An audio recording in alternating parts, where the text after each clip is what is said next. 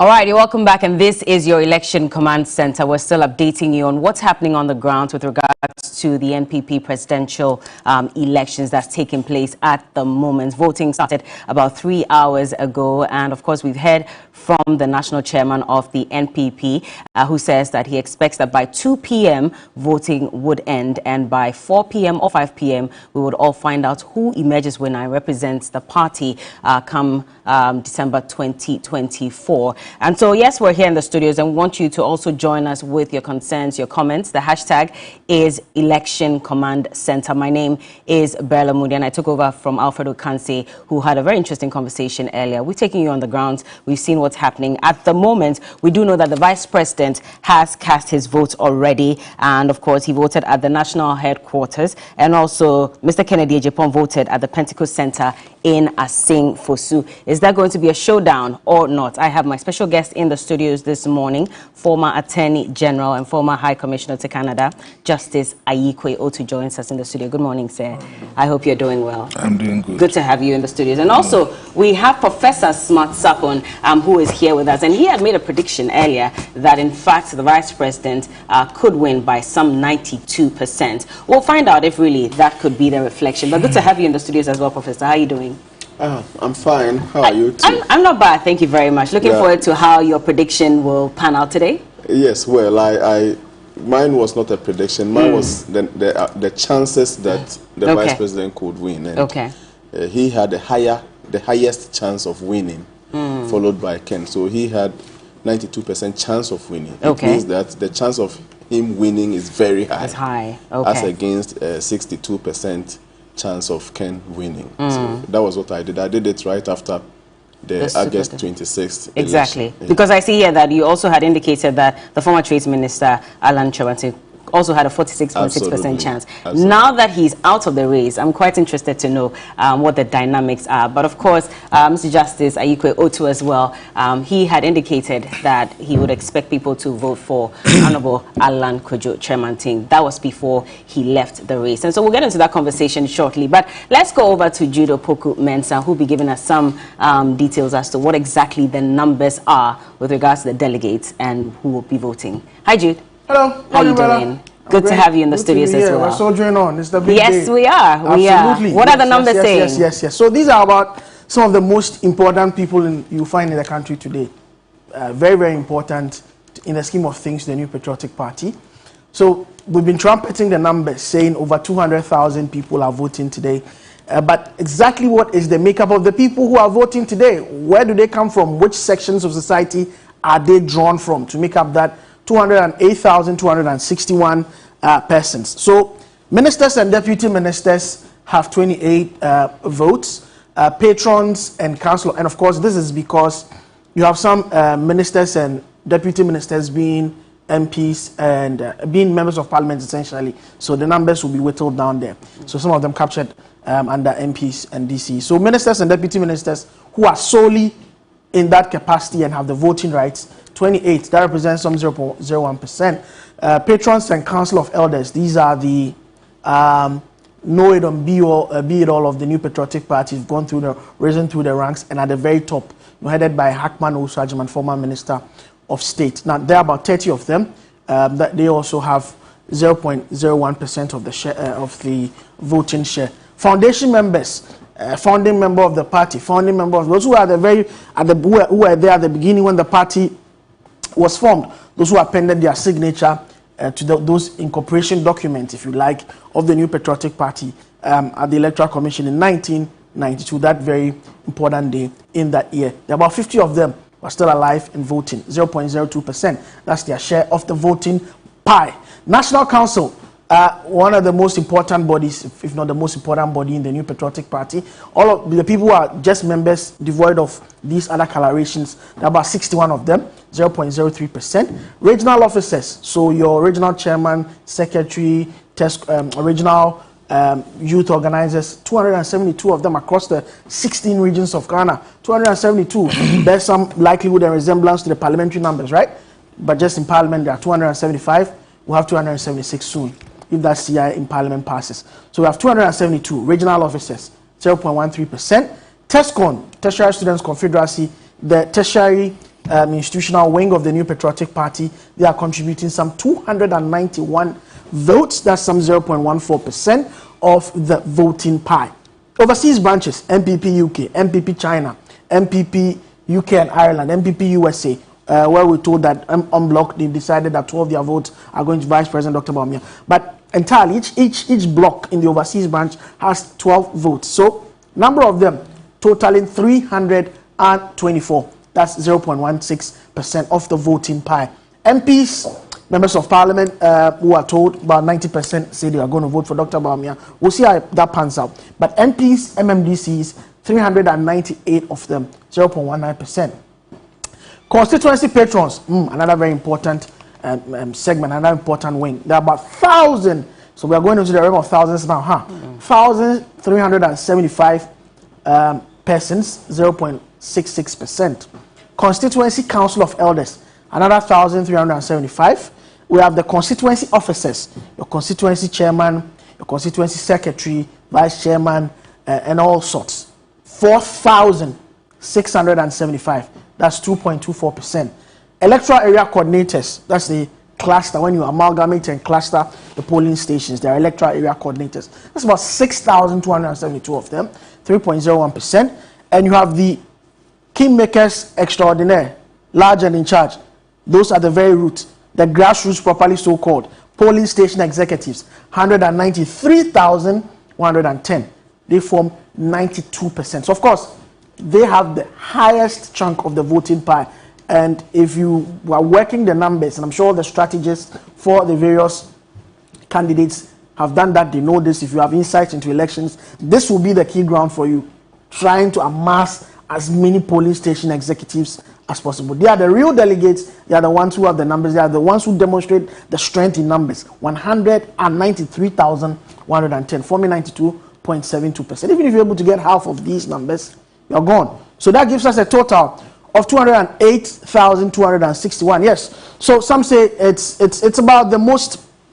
I mean, these are some of the most important people in Ghana today, and it's a very, very important. Okay. It's going to be an interesting day. All right, Jude, I'll let you hold on. I'll let you hold on at this point. Let's cross over now. Roland Walker is speaking to Anthony Kabu. He is the vice presidential campaign team member, and so let's just listen to what he has to say at this point.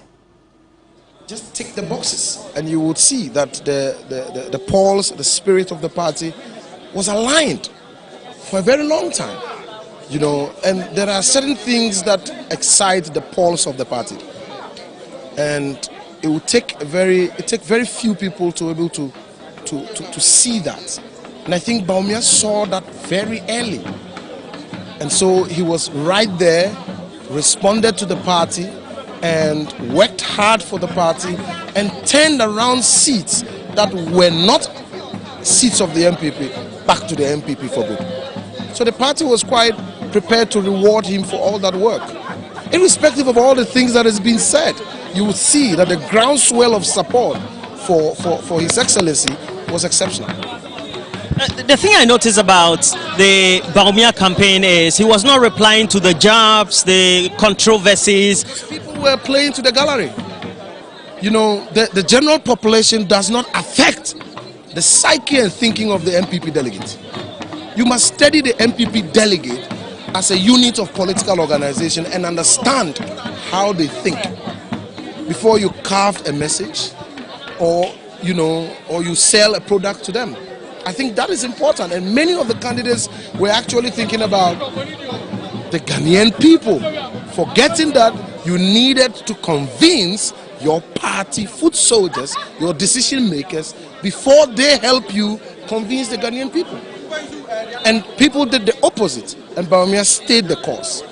And that is why we decided that we were never going to respond, because we knew it was a family feud, it was a family fight, and after this fight, we will all rally around to work to ensure that we broke the 8. And once you respond to people like that, it becomes very difficult, you know, to bring them on board during the election. So we're quite clear from day one with our strategy, and I think we executed that to perfection. And that is going to guide us post today, you know. Well, realistically, of course, you can't go through a party, I would say, delegate stakeholder engagement and not get a feel of what they want to be addressed, etc. What are 5 pointers that you think that should be key for the Bawumia factor and he would want to address for the rank? All right, and that is Anthony Abaifakabu. He is a campaign team member for the vice president who is also running, hoping that he can emerge flag bearer of the NPP. And maybe we'll cross over later to speak to him some more. But Duke is still here. Duke, let's finish up with the details that you were giving us. Absolutely, and that man Abaifakabu, very, very important in the scheme of things for Dr. Mahmoud Bawumia. In fact, in 2008, he was one of the first people who were contacted in President Akufo-Addo's plan to woo Dr. Bawumia from the central bank to join the political bandwagon. So he's not just a key member of his campaign team. He's been there with the Bawumia project up from the start. Yes. Okay. So it's been a very, very fluid past 24 hours leading into today's vote, right? And so far, some important issues are emerging. So it started on Friday while we're on the final countdown when news emerged that Kennedy Japon's team in the eastern region have started, kicking the storm, asking for a lot more processes to be laid out for their grievance to be heard in relation to some members that they believe would vote for them who are not on the delegate list that were presented to their team. As far back as October 4th, the Presidential Election Committee of the New Patriotic Party presented the voting album or the delegates list to all the candidates, and they were supposed to go through and raise concerns and issues. So yesterday they raised that concern that a number of people that they are expecting to vote for them, they don't have their names on the list. Let's see how the team that has been set in place will resolve that. Similar issue in the Ashanti region, Asokwa, at the heart of Kumasi, 35 delegates say their name are not on the list, and they're also protesting their exclusion from the delegates list. They think that they're crying foul. They think that something untoward has been done, and they would want some form of resolution in relation to that. Let's go to the Ladadeko-Topon constituency here in Accra. Issue of monocracy. Distribution of 450 Ghana cedis to delegates at the Ladadeko-Topon constituency, allegedly coming from the Bawumia and Kennedy Japan camps. We have our man, Emmanuel Samani, on the ground. He'll be bringing us up to speed with the latest in relation to that issue when we cross over to him.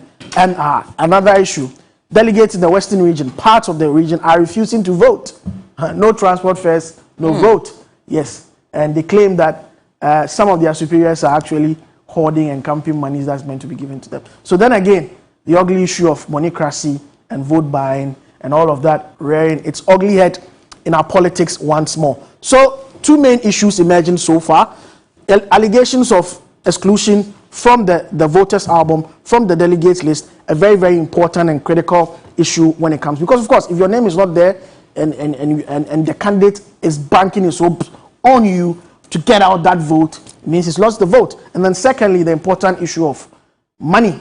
Yes, distribution of money, and no money, no vote. So these are the issues emerging so far, and it's just been about 2-3 hours since voting started, and we have these issues coming up. Of course, till voting ends at 2 p.m., a lot more will be coming up. And this is your source. Don't flip that channel. Thank you so much, Duke Opoku-Mensah, for the details. But indeed, we'll be looking at how the party addresses these concerns. We heard from the national chairman earlier who did indicate that there's actually a room where all concerns are being addressed currently, and they're making sure they address every single one of them. But let's continue with our conversation this morning. And like I mentioned, I have the former Attorney General and former High Commissioner to Canada in the studios with us, Ayikwe Otu. And also, we do have Professor Smart Sapon in the studios with us. Mr. Ayikwe Otu, let me start off with you, because again, as far back as July, you had again indicated that you thought it was prudent for the party delegates to vote for Alan Kyerematen at the time when he was a member of the party. Fast forward, September 5, he quit the party and decided to start his own movement. How do you think that the dynamics have been affected with regards to his exit from the party, looking at the elections today? Well, thank you.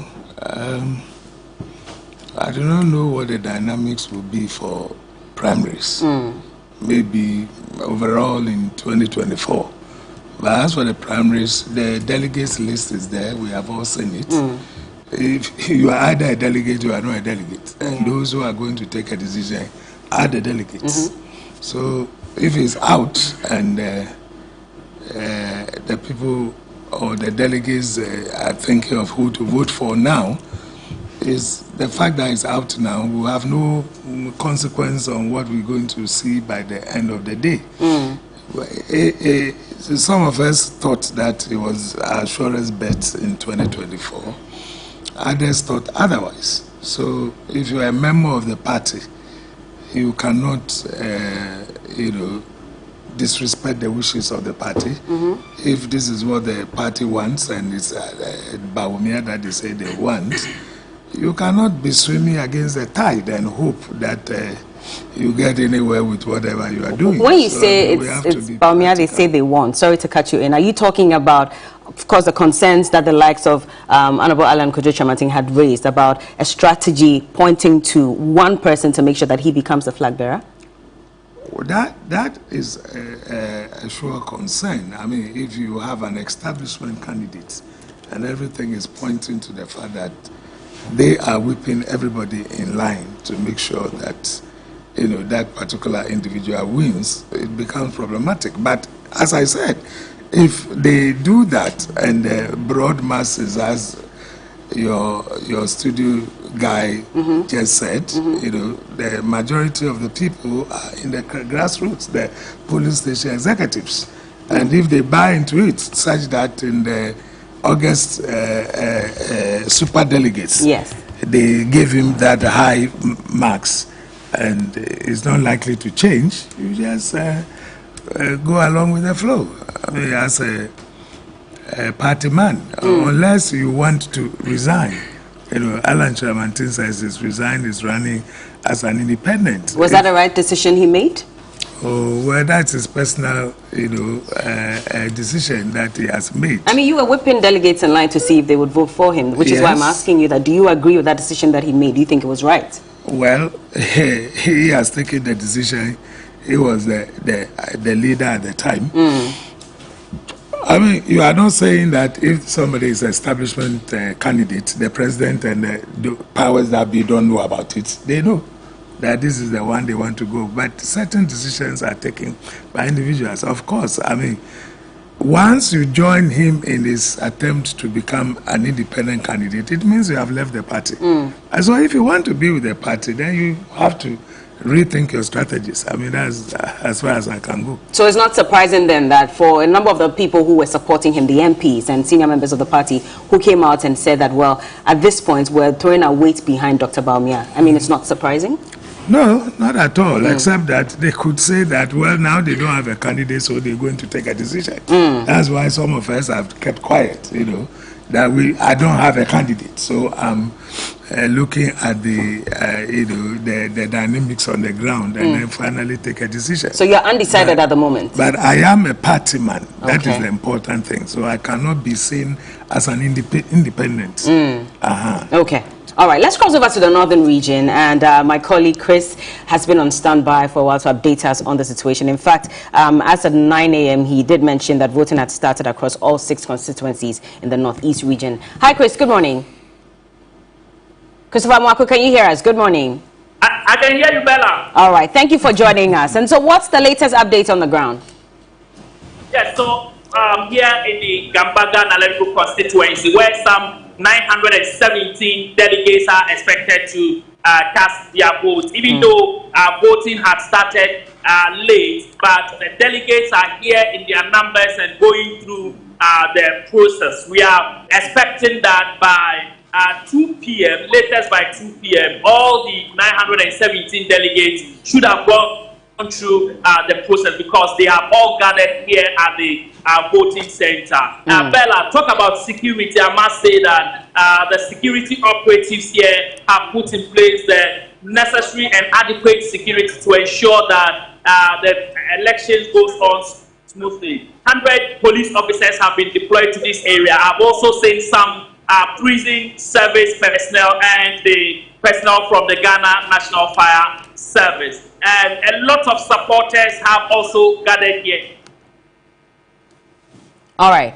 Well, we'll see if we can reconnect to Christopher Mwaku so he can update us further on the situation on the ground. But, of course, giving us the numbers as to how many people are expected to vote, how many have voted already. But let me go to Professor Smart Sapon. And going back to, well, it wasn't a prediction, but you did say that there was a 92% chance for Dr. Bawumia to win. Listening to Anthony Abai-Fakabu speaking to Roland, he did say that, you need to convince your party grassroots first before you rely on them to convince the rest of Ghanaians, which is what Dr. Bawumia has been doing from jump, unlike the other candidates. Is that probably one of the reasons why, for a lot of the polls that have come out, they are indicating a win, if not a large one, at least a win for him by the close of today?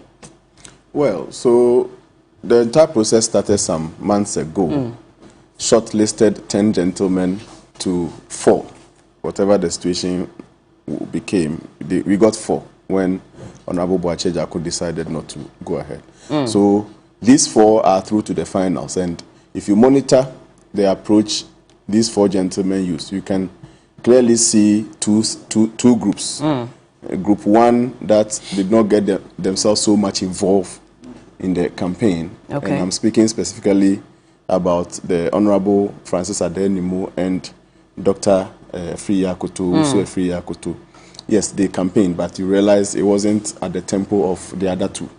Then the other 2 who got themselves extremely involved in the campaign, speaking about Dr. Mahmoud Bawumia and Honorable Ken.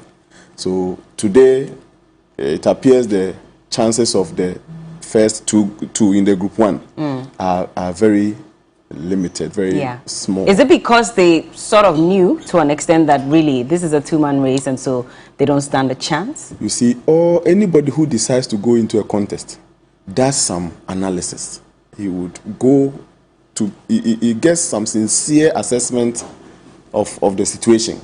And you would know, if you do that sincere analysis of your chances in the election, you will know. Then the decision you have to take is whether to still face the task in the events of these challenges. So in a typical model, we have the objective function, whether you will win or lose the objective, and then the constraints that will impede you trying to go after that objective. When you do that assessment and you realize that my chances are limited, you go into it in another way. You will not throw all your resources, your energy and everything into a system that you realize your chances are very limited. And I mean, I think it gets to a point, I understand the last 2, Adenimu and Dr. Efri Yakutu. I mean, they could see that the level the first 2 had taken the campaign to, perhaps they would lose out. And so they should take their time in investing resources, energy, and those things. And it is a fair assessment of the choices they made. What I am surprised about is the position of Dr. Efri Yakutu. After August 26th, he made a very public statement that the first election, August 26th election, was for some selected people, and that we are now entering into his stronghold. He says about 80% of the aspirants, the delegates down there are Greek-related workers, and that we are now coming into his. So all he needed to do, according to him, was to take his policies down to them, and he was sure of victory November 4th. Unfortunately, sitting here to assess him today, voting day, you realize he didn't get his message down there to the level where he had envisaged. It could be because he saw along the line that maybe his chances are limited. But talk of the top 2. They have approached this game in 2 ways. One feels that if he doesn't sit up and show bravery, some intimidation or some machinery will be used against him. So he went full horse, demonstrating bravely, almost, I mean, I wouldn't want to use the word intimidating, but I mean, went all out. Then the other who it is assumed. I'll let you hold on just quickly. Let's go back to the national headquarters, where we're told the Chief of Staff, Primaries, is speaking at the moment.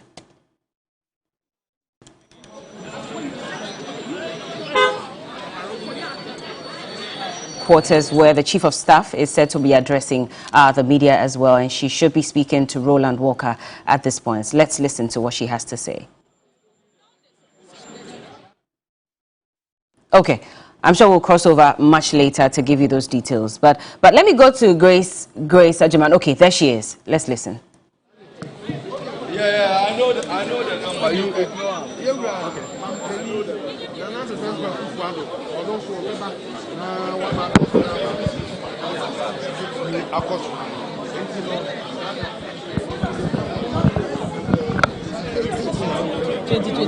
Social 8 no be breaking. The decision no no. Ti no what dey kwa here so na from. You be ma kwa to ababa na we establishment candidate no ana. Establishment dia no a. As it is a chief of staff, and the chief of staff is a long-standing. So we have the chief of staff. Well, and she's been whisked away, but of course you saw that moment where they asked her if she's for the establishment candidate, and she laughed about it. But we'll be crossing over to another constituency shortly to speak to other journalists. Okay, so let's go to Kankwe Central, where Grace Ajiman is also on standby to update us on what the voting process is like at the moment. Hello, Grace. So 713 delegates are expected to vote here at the Okaike Central constituency for the NPP presidential delegates. Because of a directive from the NPP headquarters that none of the delegates should show their vote, delegates here are given a chit, so their phones are collected by the security personnel who are here. When they go to vote and they come back, then their phones are given back to them based on the number on the chit that corresponds with their phone. I can also report that the queues, there's a lot of delegates who have gathered here to come and vote amidst heavy security presence. So far, 52 out of the total number of 713 have cast their ballot here at the Okaikwe Central constituency. All right, and that is Grace Ajiman from Okankwe Central. Let's go back to Professor Smart Sapon.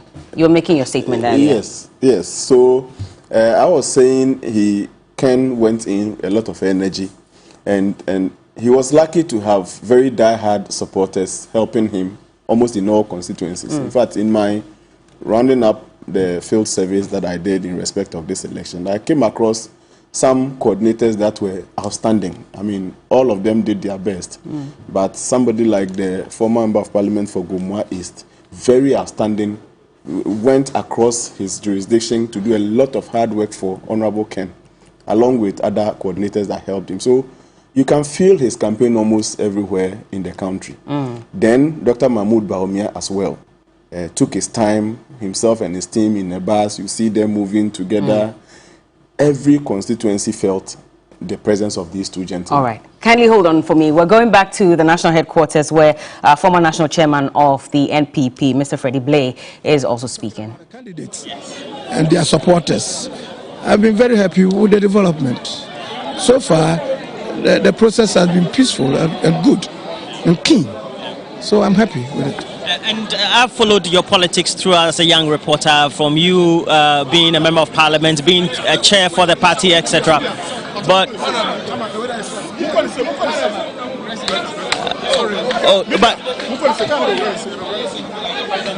come here. Now, how would you say so far the individuals have comported themselves being the candidates for this election? They have so far been very, very combative. Yes, in terms of their campaign and the election arrangements. And to me, that's good. It's good for the party. It's helped to ginger the party from the base. And me, as a politician, as you refer to, I've been very happy with what I've done. Now, if there's a post-unity activity that needs to be done, how should it be done? The unity? What are you talking about, unity? In terms of bringing everybody, people may have some concerns, etc. But at the end of the day, whoever becomes a winner should win. You have answered it. The winner, you will already be behind the winner and support the winner. So there will be people who will not be satisfied one way or the other. But at the end of the day, the party wins. Thank you very much. And Mr. Freddie Blay is a former,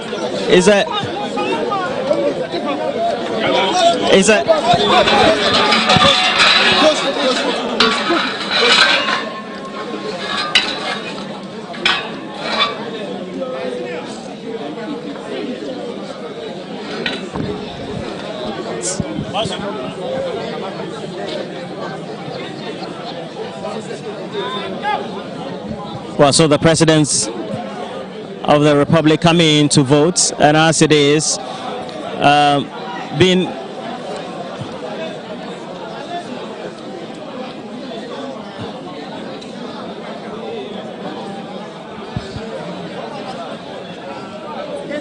okay, so yeah, okay, so the president of the Republic coming in to vote, and so far going through the process of voting.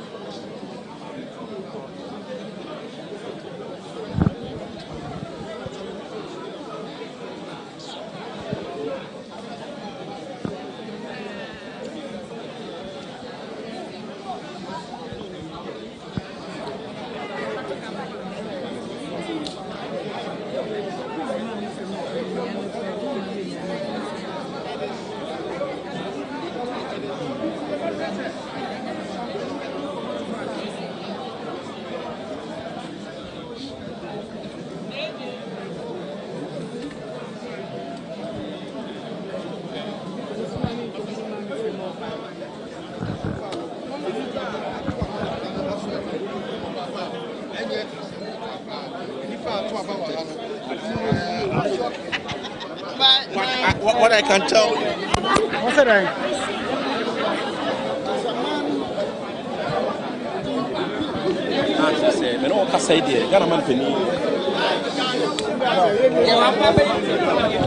All right, so that is the president of the Republic currently voting at the national headquarters, and well, we're waiting to see if he would grant the media some interview right after he is done. Roland Walker is our man on the ground, but while we wait for him to go through the process, Roland was speaking to the former national chairman of the party, Mr. Freddie Blay, and he indeed said, you know, okay, let's listen to Roland. Oh, I'm doing commentary here. We're live, so we're live right here with the president making commentary. Oh no, I'm not going. I'm just doing commentary. And so far, the security of the president. Good morning.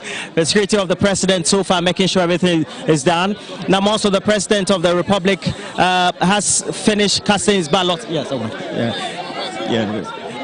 So the president of the Republic so far undertaking the voting process as it is.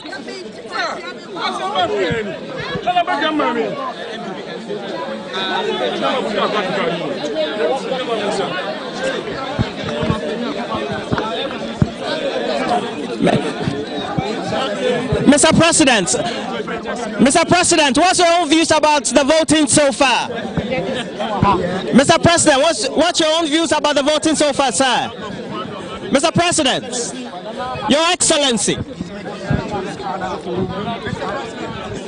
Mr. President, what's your own view about the voting process? What do you have to say? Mr. President, just a word from you, Mr. President.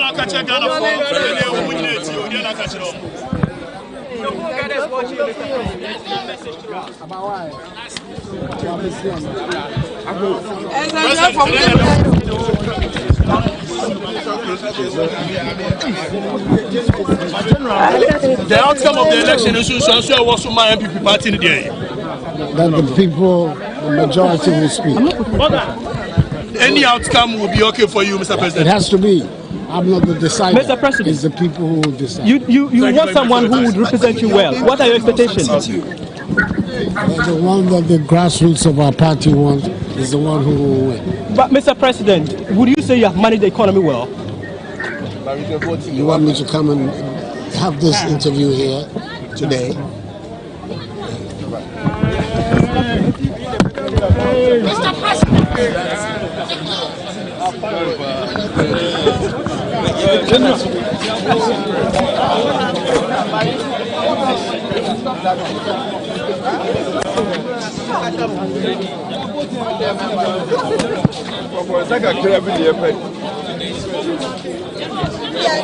Charlie Philip, did you get something?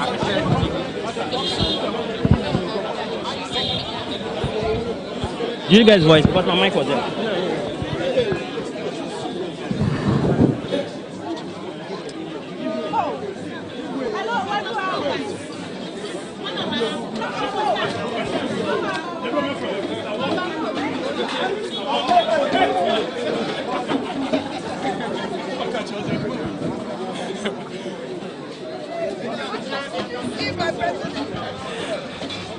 correctly.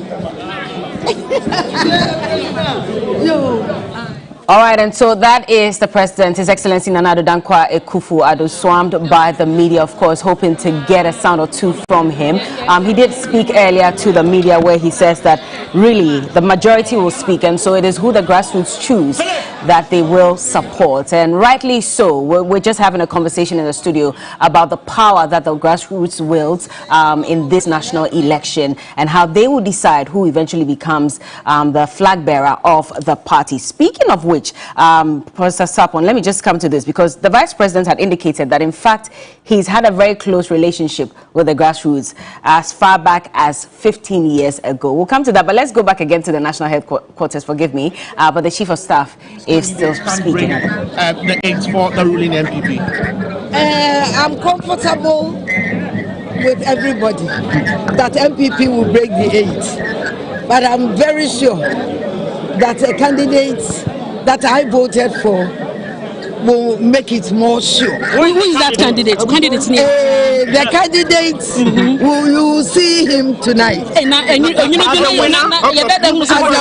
winner, man. You've already made your choice. Oh, better no. Mama. And no, dear Yanka. Some minutes and 20. But the American and they say the right candidate will emerge tonight. Qualities Ben as a right candidate, no kita over because you're right. Candidate, no. The candidate that we are looking for is a candidate that can reach out to everybody. It's a candidate that can reach out to the youth, the elderly, the disabled, us standing on our 2 legs. It's a candidate that has shown empathy naturally. It's a candidate that is also knowledgeable. But I want to say that I believe in the government of Nana Addo Dankwa Akufo-Addo, that candidate should be somebody who recognizes the very good work His Excellency the President has done and is going to carry on. So to the Adom Mebeka, me say, me pe candidate Sebi Akwala Openino Otumi any dinsa waso. And who is that candidate? Me pe candidate Nimse Ejumano Ojitum. Say na ban no a MPP aban no a mumma ye fie nwotwe no ogitum se aban na yebi aban na senyuma paase ti me pe candidate a obetoa Nana Addo Dankwa Akufo-Addo. Madam Mama Dr. Baumia qualified this description. Wona me bisa wo so wo Ghana ana the wo Ghana idea I was a wasusu to me, ehunu baby ameko. I see me that was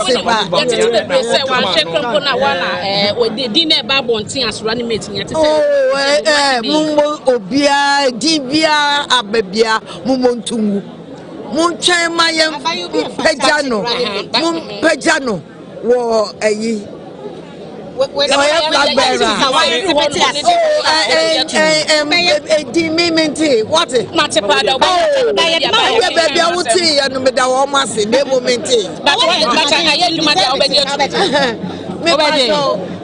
Say flag bearer. We need running mates. Now me, my focus is to get. Well, so far, it's coming to light that so far the voting has been peaceful. So far, there have been some concerns that could be raised, etc. But again, we're being told that just in case the concerns are raised, you have to make sure that you go to the right quarters and then you get those issues resolved. As and when we get the various officers who are in charge of the elections raising key issues and then also making sure they get the right things done, we will. But as far as this is related, it also means that the right things have been done right here at the headquarters of the NPP. It looks, as we have seen, you can find that individuals have come in because they want to cast their votes. I've seen Professor Amia Kumfi that day. How are you? Thank you very much. What has been your own observation so far the last 2 weeks as we're culminating with the voting today? Well, we have been trying to calm tempers down. Yeah. We succeeded in doing that. And today is the finale. Yes. And the real work of reconciling all of us begins from this evening. Right. After the declaration of the results. I know we're going to have a winner, but what comes after that, which is important for the party. If we are unable to come together, forget the election. Right. I saw you in the videos prior to the signing of the MOU. What went into that? What sort of engagement and consultation to get the candidate to sit down at that event? A lot of consultations. Just tell us, the ones that you could. Well, you see, one, they were all busy running around. Two, and some of them had reservations about what had happened during the campaigning, and it required a lot of us to do a lot of talking for them to put everything aside, come together even before the election, and then also agree to come together after the election. And I hope from this evening we will begin to see signs of real reconciliation. There's a particular picture where Kenny Japan was signing the MOU. Yeah. Was that it? And all of you were looking, even the president, you had a certain look of consternation and worry. Was that the case? No. Because they say a picture speaks louder than 1,000 words. Well, when they were signing, everything was peaceful. Maybe I was worrying about something else, but not about what was happening. But what were these issues that they were worried about? You said that, I mean... No. Everybody is seeking fairness during the election. And that's what one expects, all the candidates, the aspirants. And so we spent some time talking about that, discussing it. The Elections Committee has a set of regulations. And if everybody abide by those, we shouldn't have problems. The real problem is with the implementation. Okay. You have 277 polling centers, and we are going to get somebody who may go to that place drunk and misconduct himself. And if he's affiliated with you, then they are going to attribute everything to you, which may not be the case. So we'll have to look at all that. But is it true that the system, I mean, we've all seen it, that the system is trying to push a candidate on them, and that's system candidate. Most of them don't like it? Well, I don't believe that. We've seen the campaigning going on. Each of them has his own following. If the bulk of the following comes from a certain sector, then that may give you the impression that yes, the system's whatever. But I believe that it's individuals who have decided to follow one candidate or the other. The system is not pushing anybody on anybody? I don't believe so. And I believe that you're coming to vote, so you have somebody in mind you want to vote for. You want me to tell you? No, don't tell me. But tell me the values of that person that you're voting for, and ultimately you think will be the winner. What will be those 3 key values of that person that you think could be the individual who can face John Mahama in 2024 for the NPP? This is all in preparation towards 2024. And so you have to get a candidate who will be presentable to the electorate, I mean the Ghanaian electorate. You have to get somebody who has a vision for the country, not just for the party, but for the country. You have to get somebody who has demonstrated some aspects of leadership. And so going in there, that's what I have in mind. And the 4 are all gentlemen of the party. In the 4, one of them can be the candidate, can be the presidential candidate of the NPP to face John Dramani Mahama? Oh, sure. I mean, we don't have problems with that. It's the crucial thing is for us to get our house in order. And this is why I keep hammering on reconciliation. Once we get that, we all come together. So you are afraid of disunity ahead of 2024? Is there disunity? I'm not afraid, but there's something that you have to be concerned about. You see, going through elections is not a joke. I've been there. And you spend so much time money, and so losing is not never palatable. And this is why it takes time, patience, to get the person to come back home. He may have one or two issues with the election itself, and these will have to be addressed. You have to make them feel happy. So is there disunity? Yes. As he asked. If there is unity, we don't. No, have is there disunity in the no, party? No. Yes or no? No signs. No signs. But I mean, well, Professor Ameya Kumfi is a member of the National Council of Elders of the party, very instrumental member of those elders of the party who were in that meeting where they signed what they call the Memorandum of Understanding. So far, the four individuals we're talking about: Ken Ohini Japon, Dr. Mahmoud Bawumia, we have Engineer Dainimo as well as Dr. Akoto. They've all signed this MOU to make sure that they comport themselves. And it's also in respect of all that has to be done. And the former Deputy General Secretary of the party is here. How are you, sir?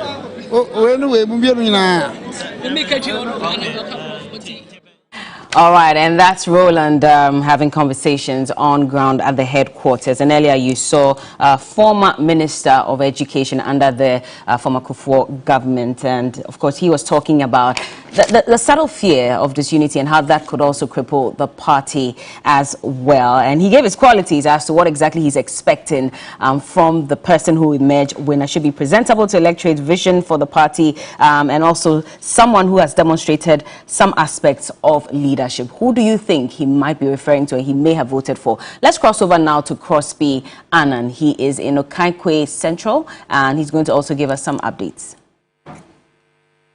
Hi, Bella. Thanks for having me. This is the Ayawaso Central constituency, and this is the voting center, the Alajo Presby School Park. And today, we understand that some 967 delegates of the New Patriotic Party, they will be voting here to elect a flag bearer of the party. So far, we understand that close to 300 delegates have casted their votes successfully, and the process, I must say, Bella, has been quite smooth. It has been uneventful so far. We have the presence of some police officers seated there. There's also some more police officers around where they're trying to control the crowd. But the only situation, or the only challenge here, Bella, at the Alajo Presby School Park is the coordination of the voters or the delegates to go and vote. If you see behind me where a lot of the delegates are, there are some levels of disagreement as to some people who are trying to jump the queues, and it is not sitting very well with some other delegates. So a few of them are still in the queue, and they are quite unhappy about the arrangement of the other delegates who are wanting to jump the queues. That is the only thing that is, if you like, a minus here. But so far, the entire process has been smooth, apart from the delegates who are complaining that some other delegates are attempting to jump the queue. And as you can see, as the police officers and some other executives of the party within the constituency try to work their way to ensure a smooth running of the process, the only thing they have to contend with is delegates who are trying to jump the queues. That it is not sitting well with other delegates at all. And if you allow me, I'll speak with a few delegates and find out from them how the entire process has been so far. Let's speak with one delegate. Thank you for joining us. You're live on TV. The process, how has it been for you so far? For now, everything is going on successfully. As you can see, the queue is also moving gradually. But, in everything, there's a little bit of challenges. So we always face some challenges like this one. I think it's working for me. So what challenge exactly are you facing here? Actually, most of them are breastfeeding and stuff. So we decided that when one is breastfeeding, at least any 4 or 5 persons for which we go, we add one on another person so that everything will be good. And then we just move on with the work. So that's all. Okay. So far, that's what has been happening. Yeah. It's been smooth. So, Bella, that was a delegate talking to us about how the process has been. I'll speak with another delegate if you want to agree to speak with us. Welcome. You're live on TV. How's the process been for you so far?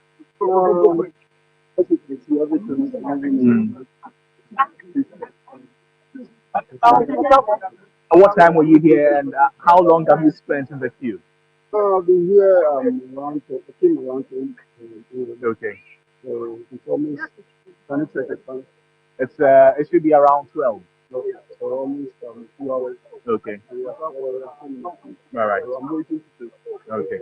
So, Bella, that was another delegate speaking with us there. And clearly, it's been a smooth process.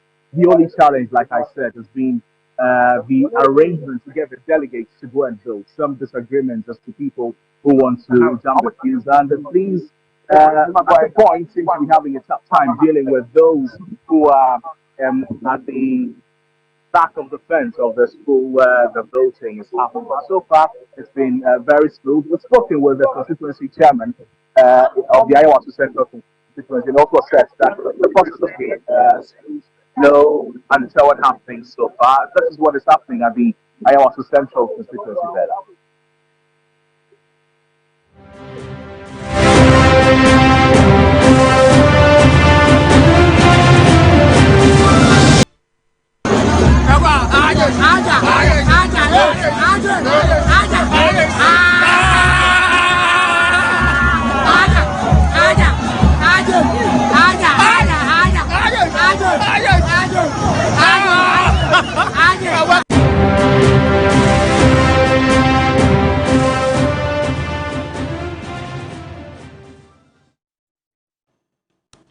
All right, and we'll have more of this coming your way shortly. But let's go on now and take a quick look at a conversation that we had with Honorable Atta Achia, who is a former housing minister.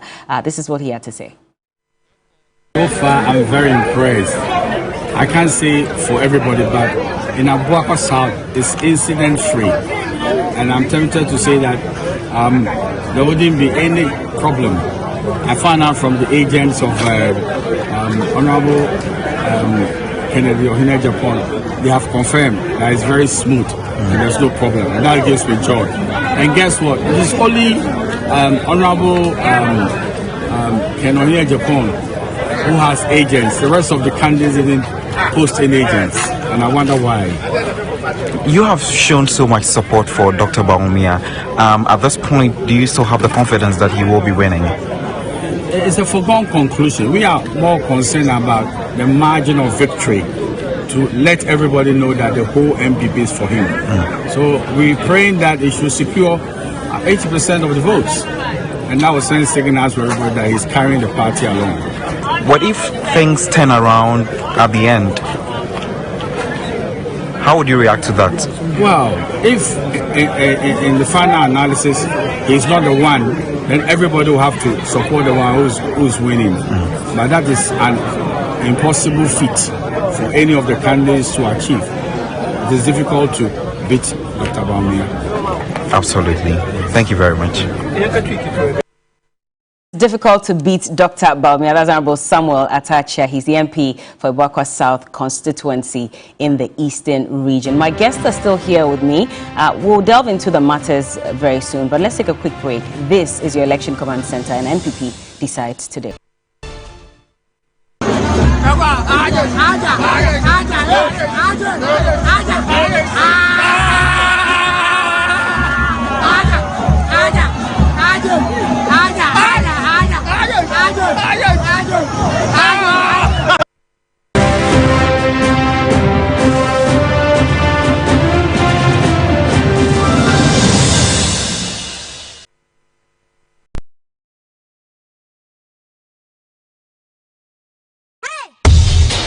Are you ready?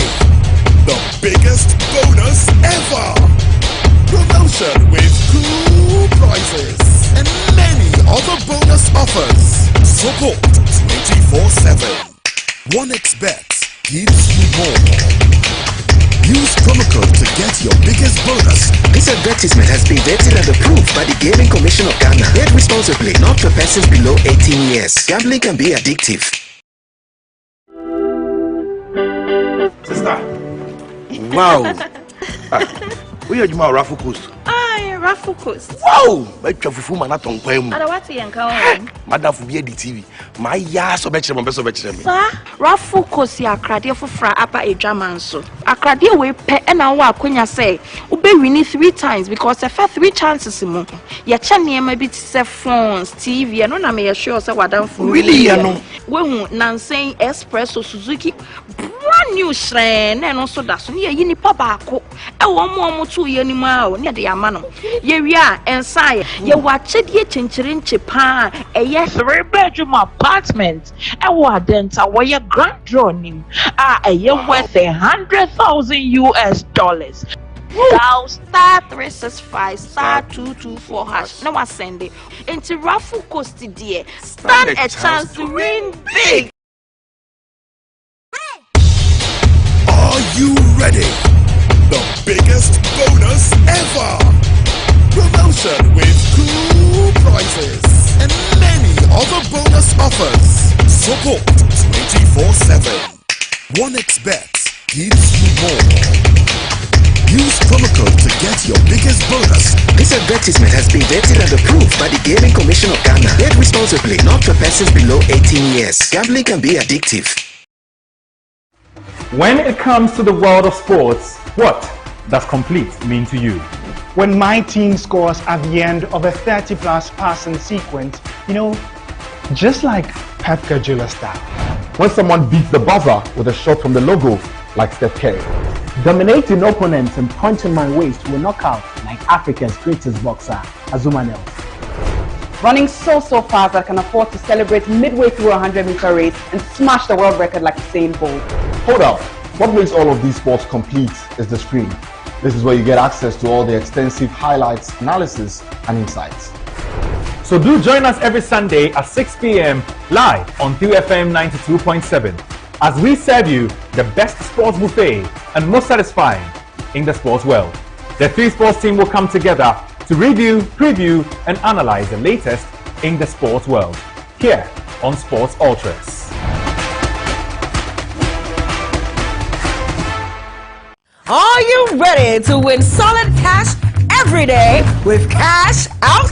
Be a proud winner of lots of cash simply by watching or listening to any of Media General stations. That's right, you are being rewarded for your loyalty. Tune in to all Media General brands. TV3, 3FM 92.7, Onia TV, Onia FM 95.1, all in Accra, Akuma FM 87.9 in Kumasi, and Connect FM 97.1 in Takrady. To enter the Cash Out raffle on your favorite Media General station, just dial *439#.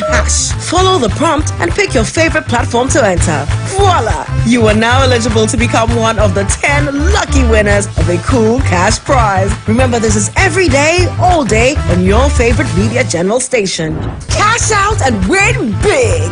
This is in partnership with Radio Entertainment Limited. This promo is regulated by the National Lottery Authority on the Caritas Lottery platform. Terms and conditions. In this country, President Akufo, member will show down. Vice President, member will show down. So, Mama chasing me agent. I'm not going to shut them. What do you embassy? What do you embassy? Yes, the Donyame may challenge President Akufo anytime.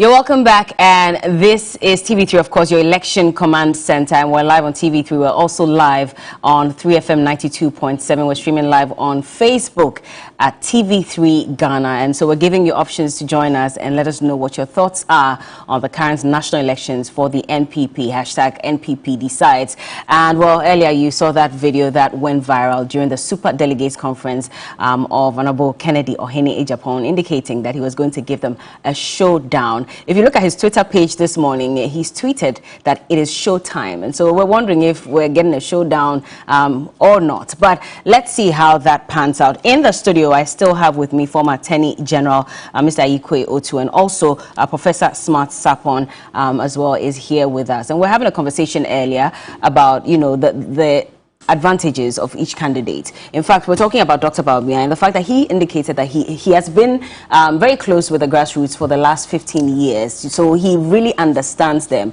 But you look at the qualities that the Chief of Staff put out, and she says that she voted for someone who can reach out to everybody regardless of what their situation is, and someone who believes in the president's work so far, thinks he's done well and is ready to continue. If you look at that, do you get the sense or indication that indeed she could be referring to Dr. Bawumia, because there have been rumors, or who do you think she's pointing at? But before you answer that question, pardon me, we have to cross over again. Mawina Egbeta is also on the ground, and he has picked up signs of voter influence, and of course some money's being bandied around as well. Let's listen to him and understand exactly what he's talking about. Right, so Bella, yes, here the constituency, that's where voting has been ongoing. Voting delayed for a while. It started at about 9 a.m. But since it started, we spoke to a former member of parliament who, according to him, has been assigned here by the National Council to oversee the elections here. He explained that the voting delay was as a result of a misunderstanding in sorting out the various zones to which they were going to vote. That took quite a while for all of that to come together.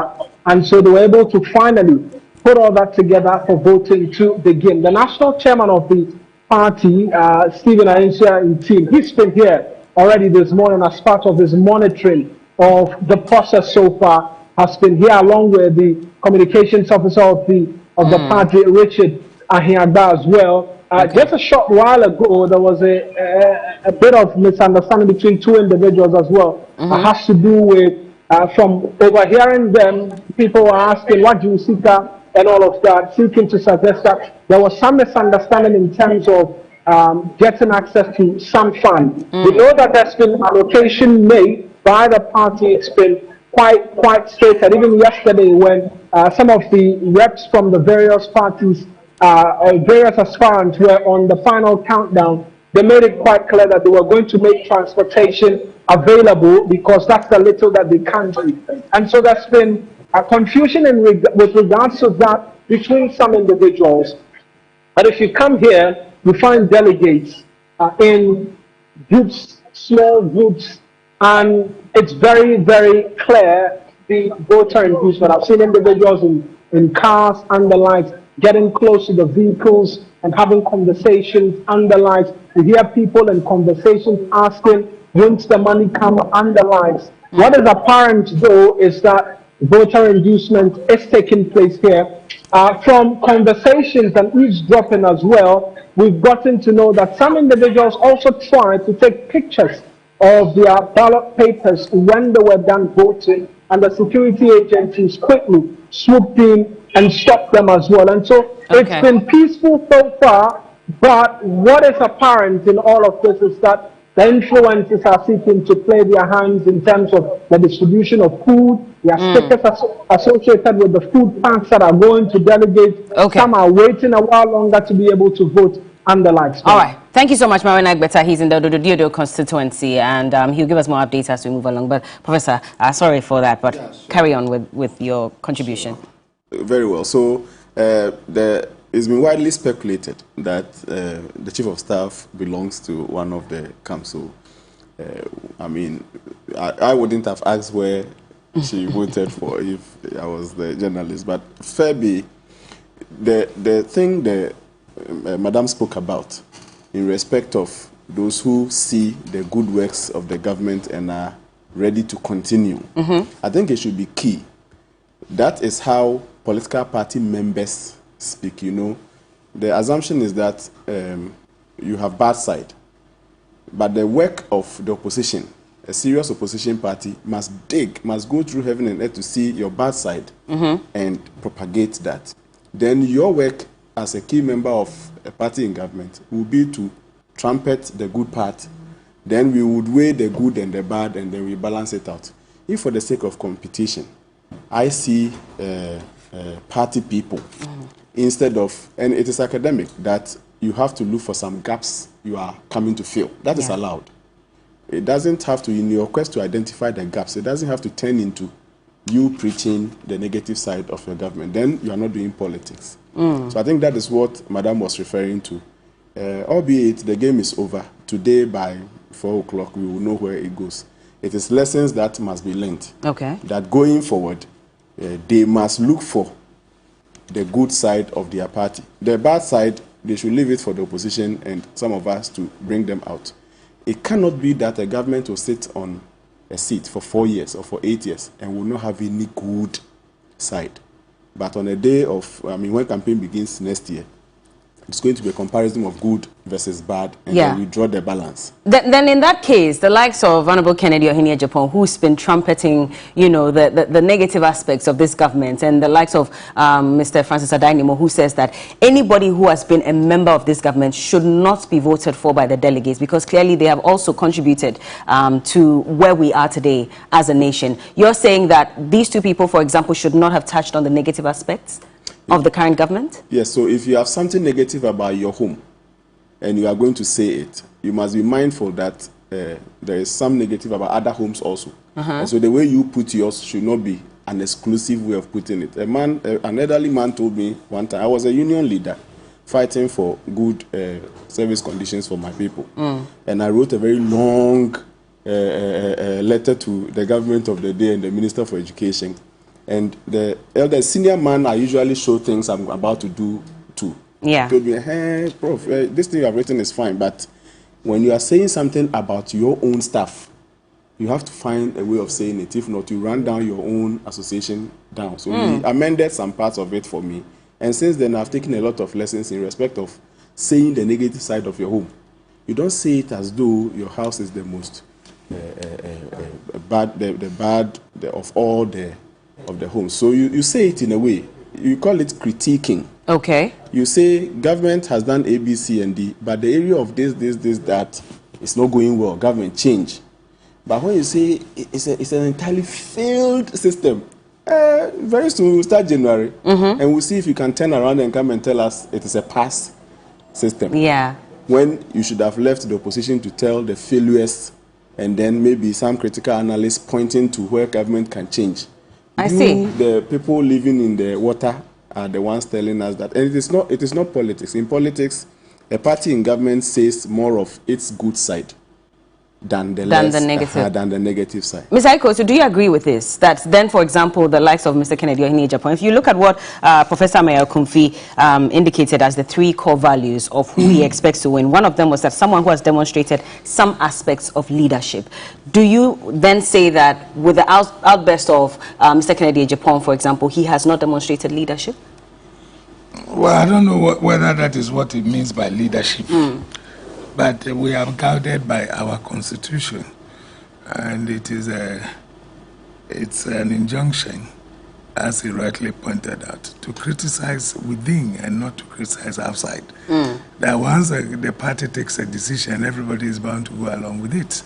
That if you don't go along with it, then it means that you are not with the party. So quite apart from your own ideas of what should be politicking and what is not politicking, you are also bound by our constitution. And the constitution says that when the decision is taken, we go along with it. So any decision that the party has is a collective responsibility. So once you are seen, as it were, to be saying things, criticizing the government in public, then one believes that then you are not showing, commitment, to the cause. So that's the way I put it. As for whether or not the qualities that they are showing are anything to go by, what I'll tell you is that we have been in this game for a long time. But it's all a question of money. It's all a question of money? It's only money. If you are able to organize your people where you have the resources, that is why he's saying that Kennedy Agyapong came in later on, but look at where he's taking it. Because he has what it takes. Which is money? Which is why he's gotten... I'm just asking. No, don't make it, trivialize it as if it's nothing. That is it. Okay. That is it. With the resources, with the money and your message, you get anywhere you want to go. And that is why he's there. Otherwise, when he came in, it was a big joke like Trump. Say, what is he going to do? ABC. but because he had the resources and he was even the person to beat at his way. He started first. He dictated how much anybody gets at the constituency level, at the coordinators, whatever. You have to look at this example to determine what we are going to put there. You've done all the analysis of how much is it that you need to run.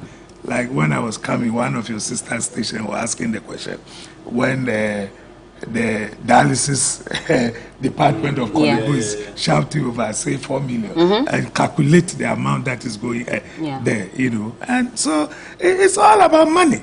I mean, if you have money, resources, and some message, you get wherever you want to get to. So are you saying then? People decide that we're going to chop his money, but we'll not vote for him. That's a different matter. But when you do it well and you give them what they are looking for, the chances are that you win. There's no way an individual will try to meet the establishment candidates. You cannot come out with the resources that we are talking about. If you give 2, you will give 4.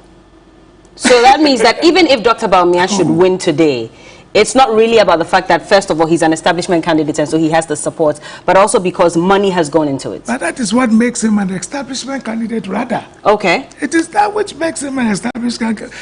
Because he has what it takes to do the whole, the campaign and know who to see. And you see what the guy is saying. Sometimes they tell you, you go and vote and come for your balance. So that is why you're having those pockets. I said we are all in it. It's nothing new. It's all about money. If you have the money and you know how to organize yourself and you got some message, you get far. If you don't have the resources, you have the best of messages. You are the best candidate in terms of character, whatever. There's nowhere. You won't get anywhere. So out of the 4, who would you say should have, if it wasn't for money, should have emerged winner? Or should emerge winner? I have told you I was for Alan Chairman. Yes. And for out of the 10, I would look at his way. Okay. I would look at his way. I wouldn't look at all these other people. And like he rightly pointed out, look, getting to the end. Why have they all withdrawn? Who tells you they are spending any money now? They're like, who tells you they are spending any money? They are giving nobody nothing. Nothing. There are people annoyed with them that they led them to this day and getting to the end, they have even withdrawn. What are you going to give? Where do you think you are going to? But is this not problematic then? Because then we're not looking for the qualities. Forget about it. It's everywhere. You think Muhammad just got up and won? You think Muhammad just got up and won in NDC? So then the presidency is for the highest bidder? Oh, we all know. I said, stop wasting your time. I'm just asking that to be sure. Okay. Anything. Okay. These are the issues. So the point is, I'm telling you, some of us have been in it before. I was in it, I withdrew. Because you know how much you have to give to each constituency when you go there. And you begin to multiply with 275. And you ask yourself, where are you going to get the money from? If you are not an establishment candidate and nobody is supporting you, where are you going to get it from? You are just wasting the money. So at a point, you just decide that, look, it doesn't make sense. So these things are planned. They are planned and done. They package the candidates. They who are speaking about him and his leadership qualities, they package the candidate.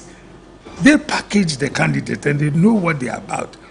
And they know the game that is being played with all the parliamentarians. You know where they are. So why are you asking? They have already planned everything. Some of us believed, like you are saying, in the candidates. That looking at them, this is really the one whose turn it is. With what happened at Legon and the leader himself saying that it will be your turn and all that. That is what convinced some of us. But behind the scenes, they are packaging and saying that this is what we want to do. Because we were not brought into their fold, how would we know? After the primaries, the super delegates, it became clear that this is what they want to do. And that the chances are that nothing will change. It is not likely that anything will change. Because whatever they did for the super delegates, they will even do it more. They will even do it more. For the national election. 200,000 people are nothing. What do you make of the allegations then from Honorable Kennedy Japong that he was given an option to take $800 million, for example, to step down and allow Dr. Bawumia to go ahead? I haven't heard, but it's a very possible thing to do. You haven't heard that? I haven't heard. Okay. You know, I've been busy with Gamanya's funeral, so I haven't really had time to follow this thing. But it's very possible. You buy the person out, that my friend, you are disturbing. We are going to win whether you like it or not. Take this money for all your problems and just step down. I mean, it is part of politics. Take this money, step down, and just let us go. Mohammed's team, sorry, so Dr. Bawumia's team has denied this allegation. They say they have not given him, they haven't even met any of his team members at all to even offer this amount of money. All tradings and the rest, they go on all the time in politics. They go on all the time. Soften the ground for us. Please withdraw, do this, that. You know, we'll pay all your bills because you spent a lot of money. You know, so talking about millions, yes. I would not be surprised. I have not heard any such thing, Mo. Okay. I haven't heard it, but it is not beyond anybody to say that why don't we just step aside, take this money for your problems, and let's go on. You know, so it's part of politicking. It's nothing. It's part of politicking, but then again, so if a candidate is not happy with the results, clearly because he may have invested some money. Now the party has gotten them to sign that undertaking, indicating that you cannot leave the party even if you're not happy with the results. You have to throw your support and your weight behind whoever wins, and you must ensure and enforce the mechanism that has been established by the party and work within the timelines and duration. Professor, there are a lot of people who have decried this MOU that has been signed, with many people wondering if these delegates are even going to go by, you know, the words in this document, even if they should lose. What do you make of it? Well, I'm sure every family would wish that there is relative peace in the home. Yeah, so I see what they have done as a symbol or a reminder to all these four gentlemen that you are agents of the peace that the party needs at home. You are all agents.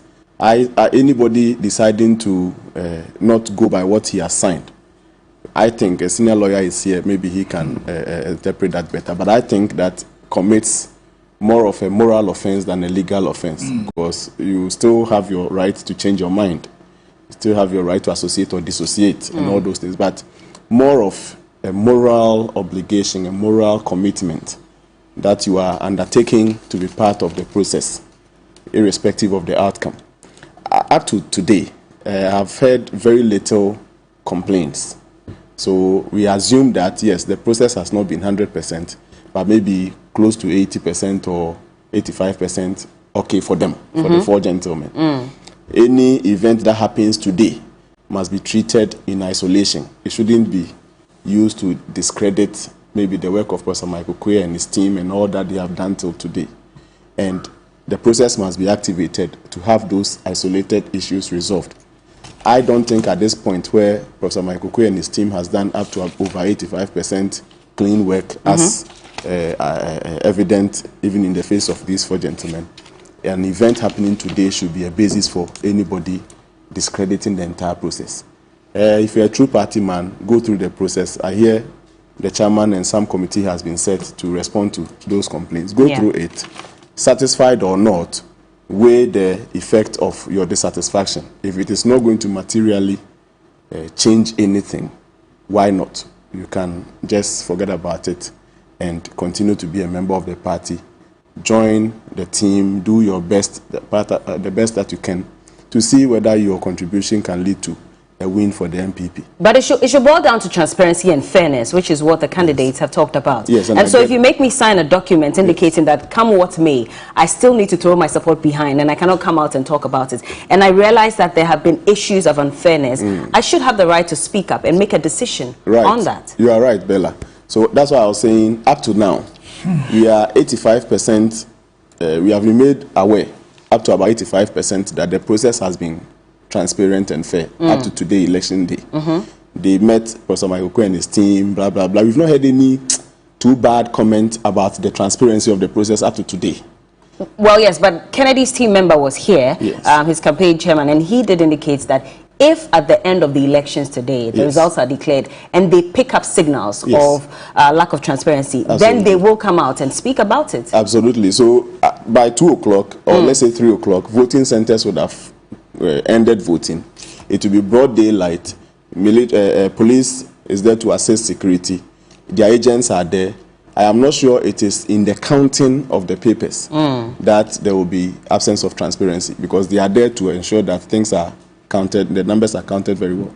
If they are counted, recorded, and I'm sure they are all doing collation, it is collated and finally declared, and there are no erroneous impressions or misrepresentations of the numbers, then I think it will top up the 85 that we have now to somewhere 90%, if you like.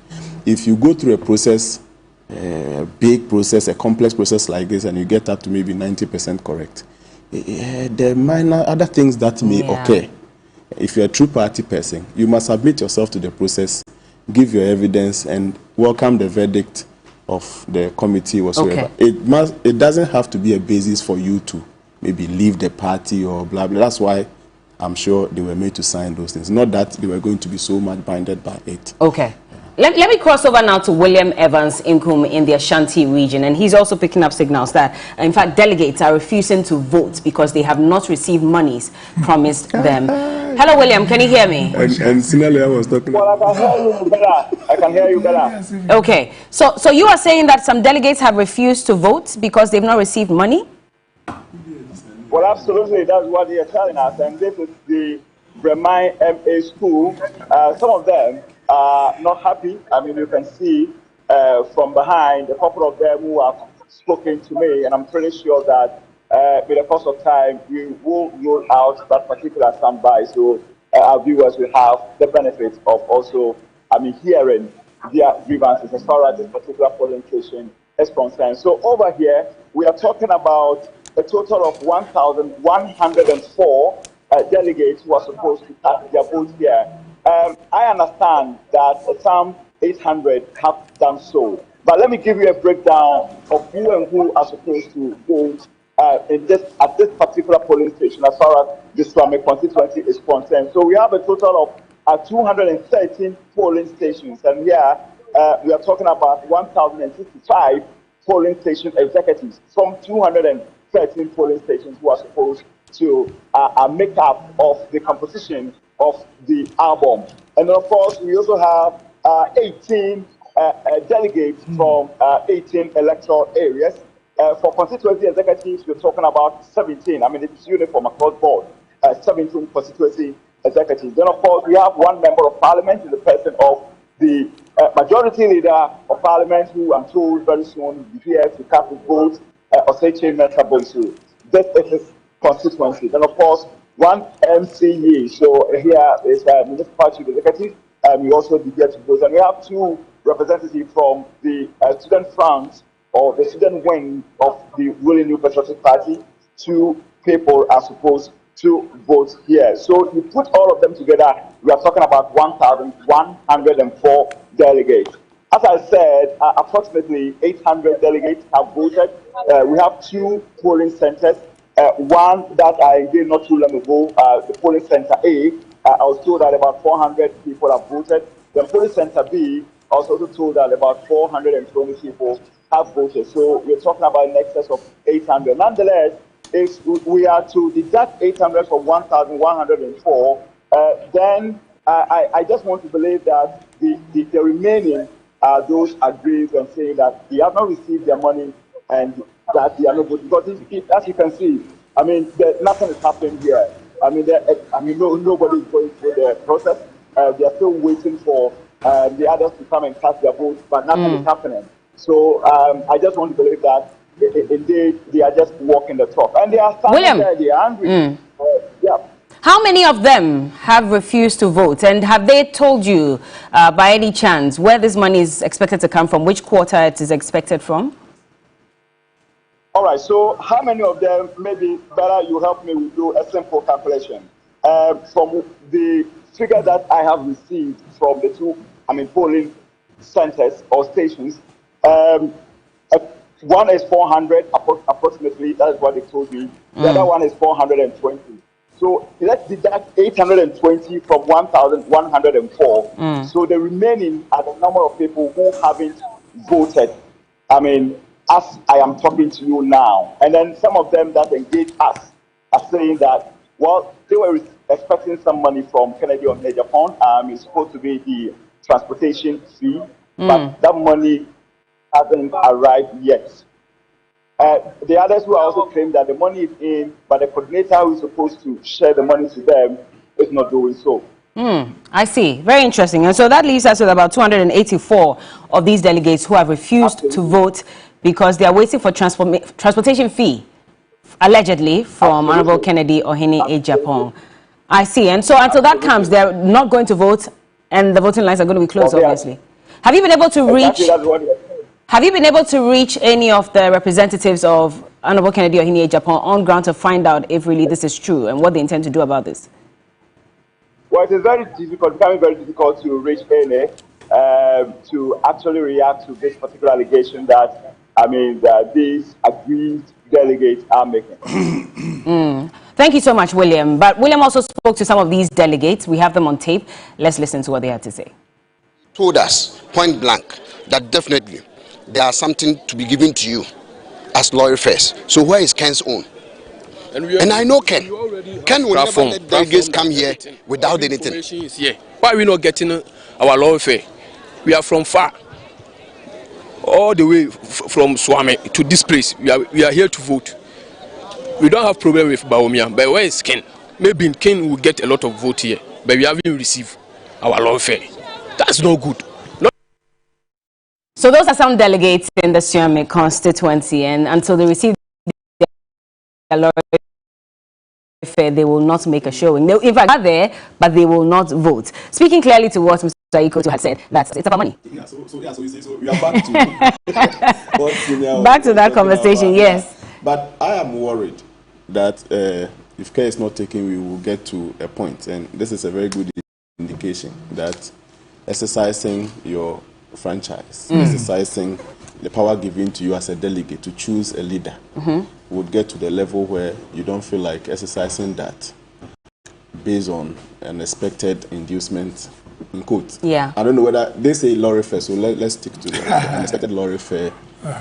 You are ready and willing to abandon that sacred responsibility people have given you to represent them. These are delegates. You wouldn't exercise same because of unexpected inducement. Then it means the issue of that Senior spoke about, and a discussion that has been long ongoing would have to be relooked again. It is not only the case that the person needs money before he votes, but now it's getting to the level where he would actually decide not to vote if he doesn't get that money. So I am a little worried to see this, and I would be interested if Evans assists us to get to maybe somewhere near the bottom of this matter. To get this detail. But you say it has to be re-looked at. How do we intend to address this? Because Mr. Ikoto has said that clearly this is it. If you want to run for this office, you must pay. You must have the money to induce people. So that has been a long-standing practice. How are we going to get to the bottom of this and ensure that it stops, or at least it's reduced to the barest minimum? Yes, so it has gotten to a point that is better than how it got to. You see, so we are peaking, and I think for it to descend, for it to come down, we need to keep expanding the electoral college, because it used to be huge inducements, amounts, and now with the expansion up to 200,000 or so, we are getting figures like 300, 400. It used to be very bigger than this. So I would think that if any political party wants to eliminate that entirely, then let's multiply, let's quadruple the number, or in the better case, allow constituency, the entire constituency to come and vote. Then there would be nowhere anybody can get that amount of money to satisfy, let's say, over 100,000 people from a constituency. Yeah. So I think we are getting to the numbers 300, 400. I think it's quite manageable. But when you multiply it by 200,000, Bella, imagine, imagine what they are saying is true. You multiply 300 by 200,000, over 60 million or billion. Yeah, so it's becoming worrying, and I think political parties should think of expanding further the electoral college. So is it time then for every card-bearing member to vote? Yeah, they should try and know who their real members are. And on occasions like this, give every member the opportunity to be part of this decision making. At this level, I think it is the way to go. Mr. Ikwetu, do you agree to this? And by the way, we're live on 3FM 92.7. So if someone is driving, they are not able to watch us, let them know that they can listen to us on radio. This is your Election Command Center. We're also streaming live on Facebook at TV3 Ghana. Remember, the hashtag is Election Command Center. Mr. Ikwetu. Well, it is only an elephant in the room. We all know what has been going on for some time. And it cuts across all political parties. It's not just NPP or anything. When NDC people were having their primaries, we heard all these things, the same stories. Yeah, but how do we fix it? Oh, no, don't worry. That's why I'm telling you that it's nothing new. I mean, with CDDs and all the NGOs have spoken about it. We've discussed it. We've come to the conclusion that, look, why don't we allow every card-bearing member of the party to vote? That is a solution that has been thrown out there, and they are refusing to buy, and you ask them why, and they tell you that, oh, we don't want NDC people to come and elect our people for us because they will go and take, And the question is, don't you have a means of giving card to your own people and to be sure that you know who are your card-bearing members? So they have used that as an excuse, and we keep on doing what we call delegates. So anytime you go into an election for the primaries, it's only the delegates who are going to decide. If you are not a delegate, you may have your vote in your pocket, but you can never exercise that vote. Meanwhile, you're a party person, and the constitution says afterwards you have to support the decision of the party, and yet you are not part of the decision-making process. So that's something that we may have to look at again. But seriously, I think that democracy and the thing is built over years. We've gotten to where we now have America doing nearly 200 years and the rest in democracy. We are talking about 1992 and 30. It will take some time. What we plead is for the military to stay out. Let the process work. The people make their own mistakes and correct them. Let them punish leaders who they see are irresponsible, they are corrupt, they are thieves who should not be put there anymore, so that when the people offer themselves, they will not be voted for. And things like that. We will learn with time. Now, talking about this MOU, some are of the opinion that it shows dictatorial tendencies, because if you have a constitution which guarantees the right of association, then what is the big deal that I am a member of an association and I'm being told that I can never leave the association? Then what happens to my constitutional right of association? But I would say, having gone through this process for some time, I've run as parliamentary candidate, I've done it as party chairman, regional, whatever. It is nothing new. It is always part of the documents that you sign. Oh, okay. Oh, yeah, declare that when you lose, you will not leave the party, but you will support whoever emerges as the leader. Did you sign that at the time when you were hoping to run for national chairman? Not at that then, stage. Okay. But even at the... Superdelegate? No, I think it was all over. All over. Anytime you are contesting, that declaration is there. You sign. But why should the party be thinking about that? Do they have any... Yes, because of what happened with Alan Tremantin. Alan Tremantin left immediately after the primaries. Yes. And Ken has been threatening that if things don't go well, as you pointed out from one of his people, he's going to also leave. Now, independent candidates cause a lot of havoc to a party structure, whether you like it or not. Because you saw what happened in Parliament when we were looking for numbers. Yeah. That somebody who had run independent, you now have to go and beg him. And when I talk about elephant in the room and you people behave as if you don't know, they had to go and pay his bills for him and promise him second deputy speaker and all that. They paid all his bills because he ran as an independent. But Kennedy has been saying... And that's why he decided to do business with the majority side in Parliament. Yes, that he even paid. It was he who looked for the money, went and called the man and said, look, this is so and so. So Kennedy paid that money? Yes, that is what he claims. He's been saying so on, that he actually went and looked for the money, sat with the guy, paid him before he agreed to, So, I mean, it's elephant in the room. We just behave as if we don't know about it, but it is there. You don't have it, you cannot run.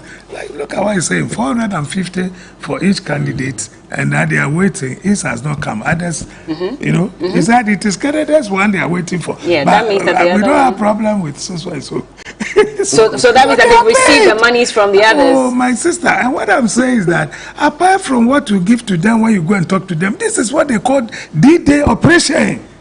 Today's why it's different. It's D-Day.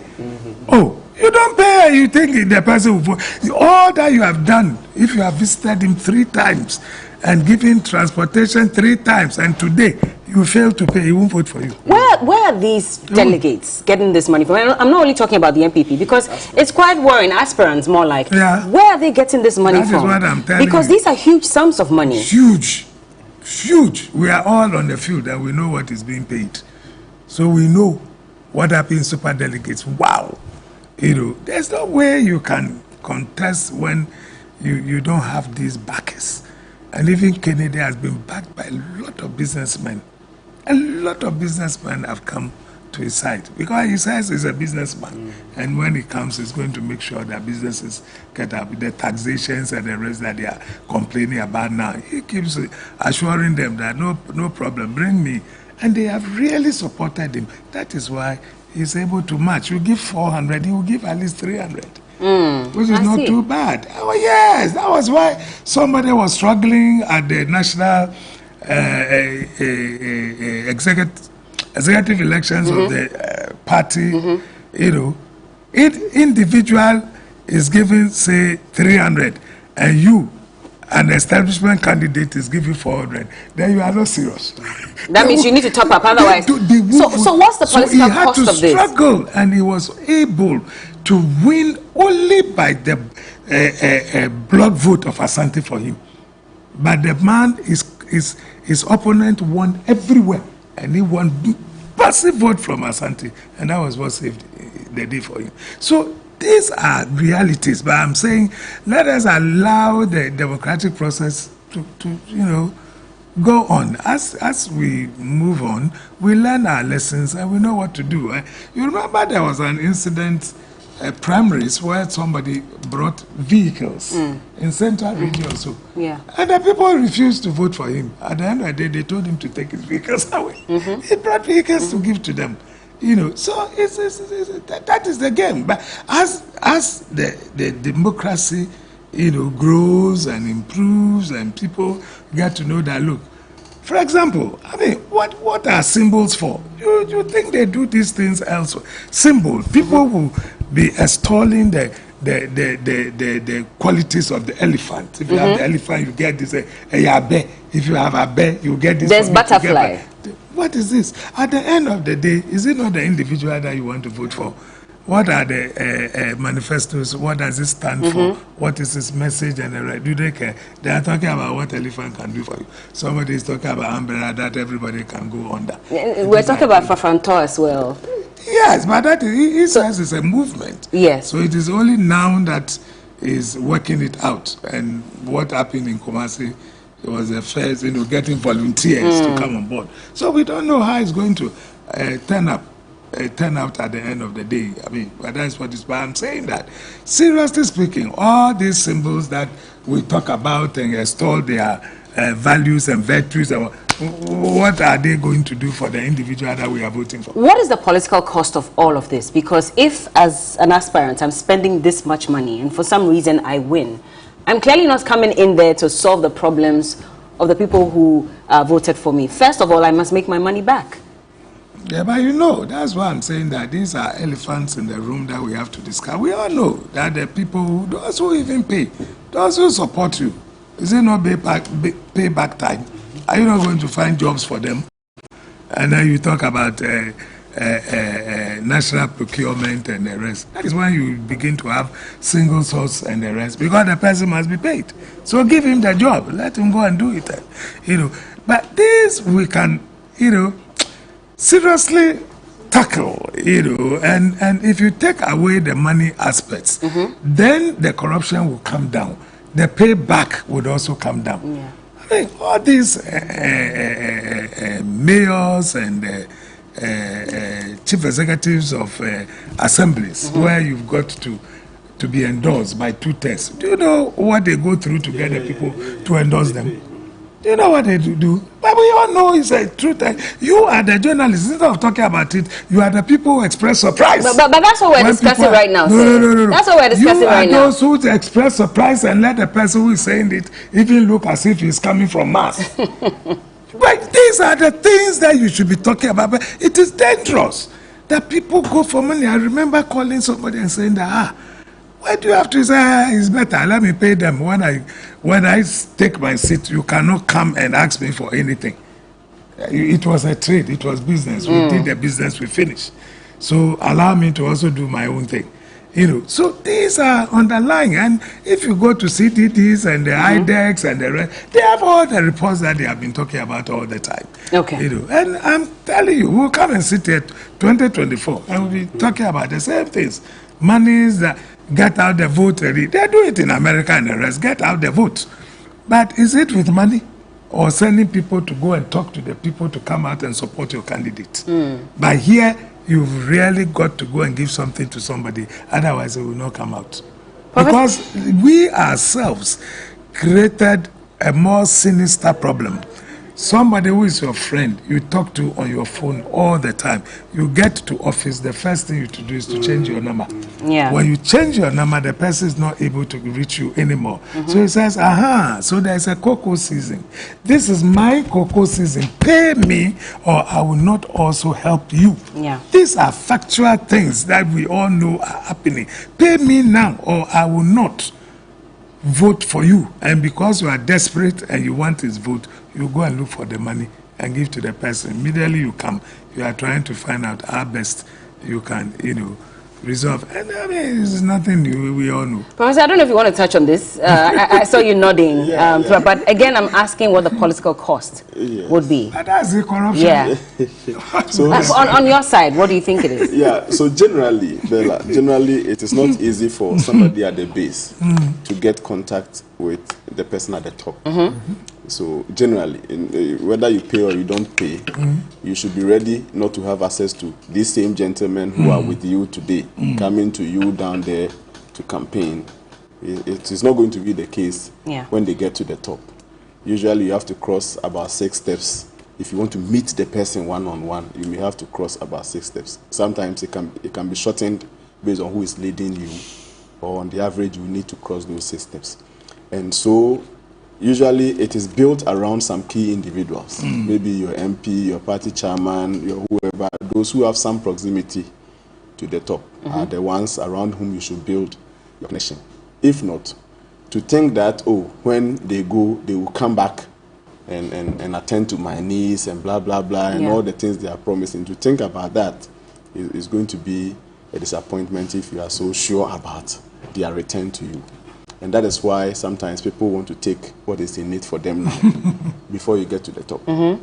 Because naturally, if not even for the inducement component, it is still going to be difficult for them to get to you. Yeah. And so they may want to take something in it. All right. Well, let's move on and talk about some of the factors that may influence the race today. I mean, if you look at this poll that was conducted by Global Info Analytics, they talk about the establishment candidates, which is something we have all talked about. They say ethnicity as well is going to play a key role because 60% of NPP supporters are Akans and only 8% are Mole Dagbani. Then NPP has never featured non-Akan as a flag bearer. And so this could be the first time if at the end of the elections today, Dr. Mahmoud Bawumia becomes, the flag bearer as well. Alan's withdrawal, supporters may gravitate towards Kennedy Ohene-Agyapong perception of intimidation. Which one of these do you think stands a greater chance of influencing how the votes will go today, Prof? Well, ethnicity, I have a report I shared with Ato that suggests that about 13.4% only are going to vote based on ethnicity, and that a good percentage, about 86 point something percent, are going to disconsider that as a basis for voting. Religion, about similar, 13.1% are going to vote on religious lines. But for today's elections, yes, okay. Yes. So I spoke to about 15,595 delegates, constituency chairmen, polling station organizers, and that is what I gathered from there. So I do not think that the outcome of today's election in respect of religion and ethnicity, the person would have been voted on the grounds of those two. Because if you check those who are going to vote based on that score, they are just around 13%. A good percentage are going to vote based on other things. Like what?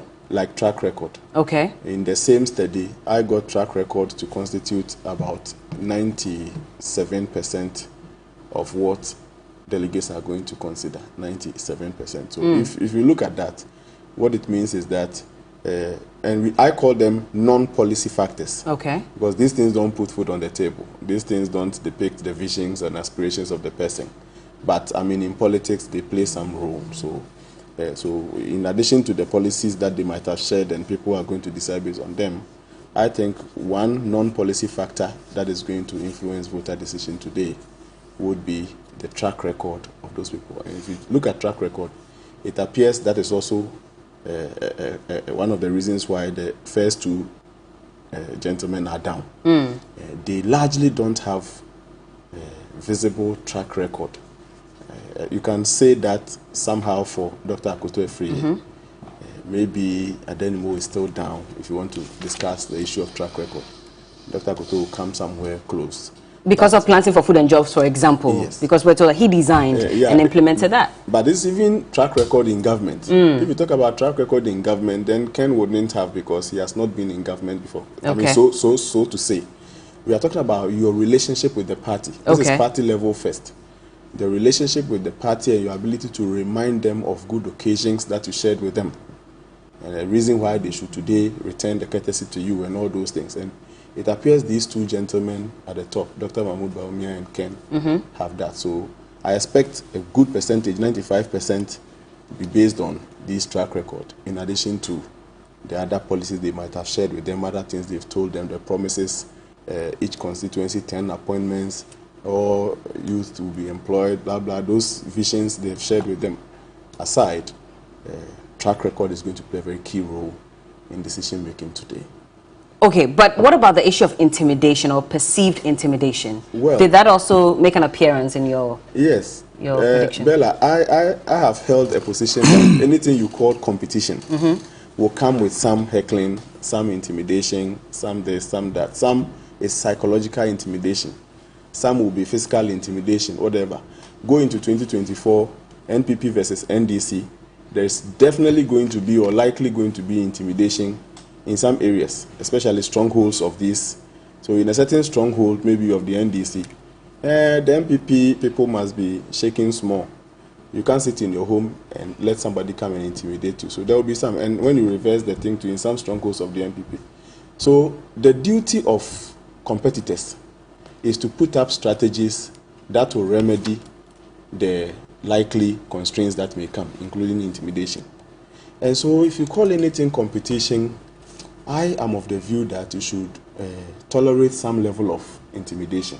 I'm not talking about assaults and attacks and proper things that are illegal, but some actions and inactions that may try to put fear, the fear of God into your opponent is allowed. And it is the duty of competitors to look for ways to overcome some of these challenges. So I personally, in a competition like this, don't admit there is any form of intimidation. There would be, but it is then your duty as the competitor to look for how to remedy the situation. I see. Mr. Nkwesi, so yesterday Mr. Musa Dankwa was also speaking, and he indicated that in the last 48 hours or so, the numbers had changed again. Previous predictions had indicated that Dr. Mahmoud Bawumia, for example, was at 30% in the Ashanti region, and Kennedy had a 39% chance. But in the last 48 hours, Mr. Kennedy Ohini Japan had dropped to about 8%. and that was because a lot of people had now moved to the undecided and undisclosed percentage category, and that was because maybe a lot of them were also afraid to openly declare their support for one candidate or the other if it wasn't Dr. Bawumia, for fear of intimidation. How do you respond to such a thing? And of course, it is really true that some people are there who are not too confident in declaring their support for anybody other than Dr. Bawumia. Well, you know, he spoke about track record, but in trying to put flesh on it, I see him talking about cultivation and how you have lived with the people and all that. But I told you, organization and money, organization and resources, these are the things you need. Look, if you have a well-oiled structure, a machinery for campaign, where MPs, where ministers of state, where MMDCs are in charge of your campaign at every level. That is a huge, campaign structure that you can have. Then you have the resources to match with whatever you are saying. You can change the minds of the people easily because they ask for the promises it's easy to make. I mean, when the time comes, you explain why you are unable to do it, but the promises will be made here and there. So I will not worry too much about some of these pools that they do, because our people themselves, Sergio has told you long ago, fear delegates. What he's telling you is not what he's doing. You are seeing on the screen somebody wearing somebody's t-shirt and has worn another t-shirt, and when he removes it, you say another t-shirt. I mean, we are in this game and we do the thing. We saw it during the regional elections for the NPP where, Mr. John Bwedu, of course, was also shocked by the results. Yeah, they were doing all those kinds of things. But the machinery that we have now, I'm telling you that, me too, I don't see what will change from what we saw in the first, the super delegates. I just don't see. It's the same machinery, and those of us in it are hearing the things that are happening all over the place. You understand? Okay.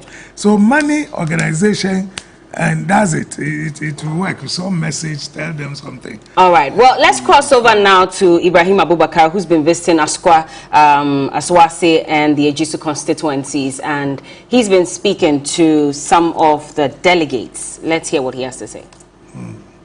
Ibrahim, can you hear me, Ibrahim? Yeah, I can hear you. All right. So currently, where are you? I'm currently at the Ejusman Senior High School, and that's the voting center for delegates within the Ejusu constituency. And as we speak, out of the 174 delegates, we are told that about 900 of them have already cast their ballots, and more and more of them keep coming. In fact, today, since morning, the turnout has been very, very high. Police presence also very tight. And so far, like you mentioned, in the morning I was at Asawase constituency, where the turnout was also very high. Before you carry on, can you just quickly run through the numbers again? We missed you at a point. Well, so Asawase constituency, and they are expecting 1,064 delegates to cast their ballots. As we speak, I'm told, because I just left there, I'm told around 900 of them have so far been able to cast their ballots. And I'm currently at Ejusu, where they are also expecting 1,074 to cast their ballots. And over 900 also have so far been able to successfully go through. A number of them keep coming, and even the EC officials are hoping that by 1 p.m. they will be done, if indeed all of them come. I also visited the Ifidasi Asokori constituency, where they are expecting a little over 700 votes. As we speak, 700 of them have come. So they are left with just between 15 to 20 of the delegates to cast their ballot. So in all the places, you could see that the turnout has been high, even though everything has been done orderly because of the high presence of the police. But in all the places that I visited, most of the delegates are singing the same voice. They know that because it is a contest, and for that matter, We have people in different camps. Definitely we have that division before today. But they are hoping that after today, leadership should do everything possible to make sure they bring all of them together and campaign towards 2024, because this is just a family affair. It can easily be resolved, and they are hoping that whoever emerges victorious should be given the necessary support so that they will be able to fight battle 2024. For most of them, they are saying they will not disclose who they will vote for, but they know that at the end of the day, whoever is chosen is the right person to lead the party into the 2024 general election. So I guess then that it's been peaceful through and through, and yes, we're waiting for the others to vote as well. Any significant, people who we know are popular or occupy positions in government, have they come through to vote as well? Well, in fact, it's the members of parliament who have been voting in the places that I visited.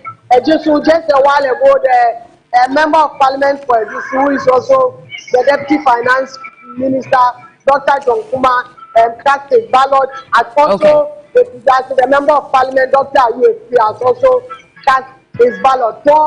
Most of them, most of the members of parliament have already endorsed Dr. Bawumia. So you go to them and they tell you, especially at the Federal Police, he's saying for Bawumia they are not expecting anything short of 90%. But in all, they are all trying to tell the delegates that after everything, they should all remain united and fight towards 2024. Well, let's take a look at the conversation Ibrahim had with Honorable John Kuma and what he had to say.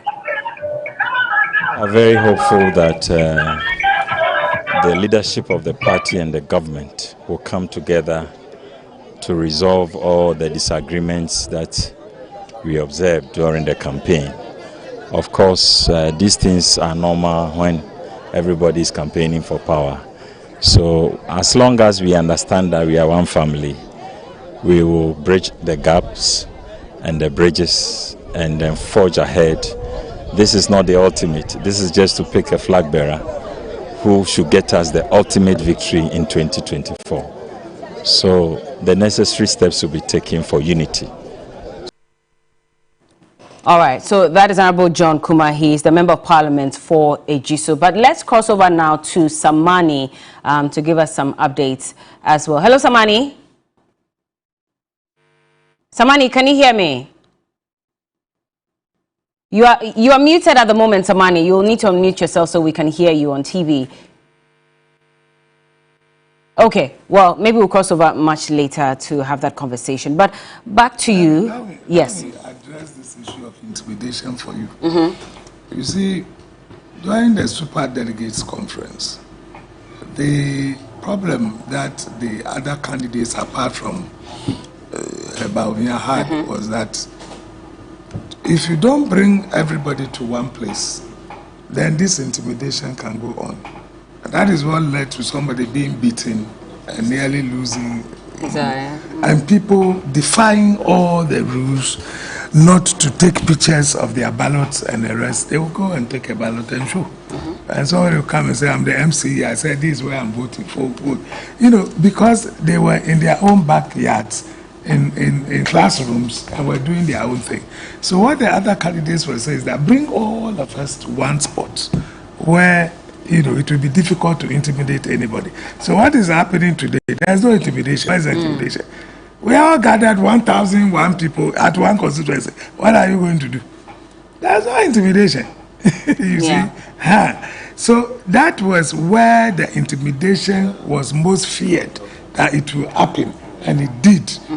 Because somebody, you know, apart from camping the candidates, or the delegates, to make sure that others will not get opportunity to even talk to them. They were marched to the place.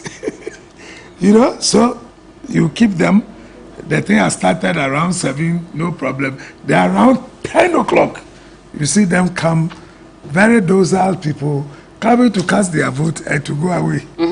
Okay, but today, with these huge numbers and it's happening in everybody's backyard, it's a bit, controlled. So I do not think that anybody is worrying about any intimidation. Otherwise, why should people go start there and say, we have not collected our money, so we will vote? So we will not vote.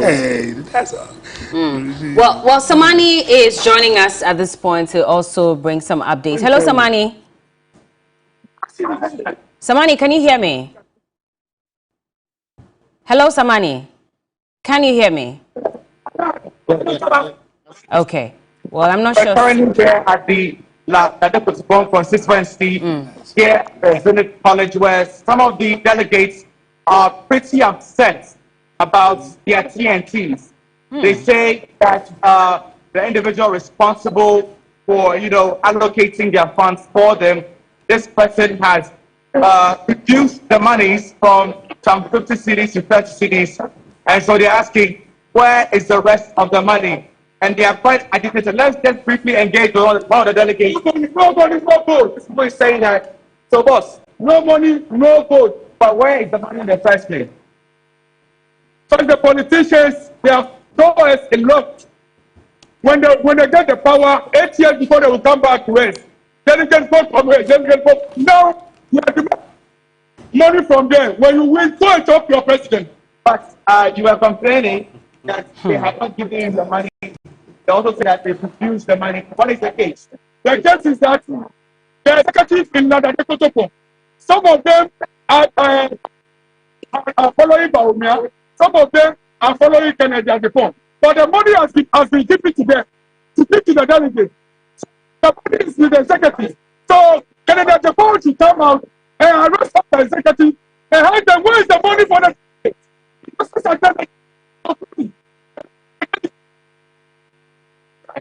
Right. So we also understand that they've reduced the amount of money they are giving to some of the delegates. Yes. Have you received any money so far? I haven't received any money. So far, I haven't received any money from Kennedy Japan. And you received money from Baumia. So we are asking the executive, where is the Kennedy Japan's money? Yeah. To provide that money. Otherwise, Kennedy Japan will lose. About it. Yes. So arrest all the executives. Right. Right. So you also received.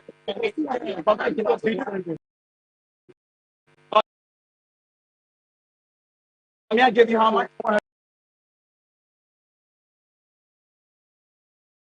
So Bombay has given us.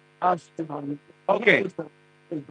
Right. So you had it right from the delegates. They're saying that they have received some 400 CDs from Baumia's camp, and he is saying that he used to be a part of Ken's camp, but because he's not received any money from the executives, he's switched allegiance from Ken's camp to Baumia's camp. We'll definitely keep an eye out on how all these things unfold here at the Lade Protocol constituency. I'll be updating you subsequently right here. I see. Well, thank you so much, Samani, for that update. And clearly you're seeing, and Mr. Eikot is looking at me like I told you so.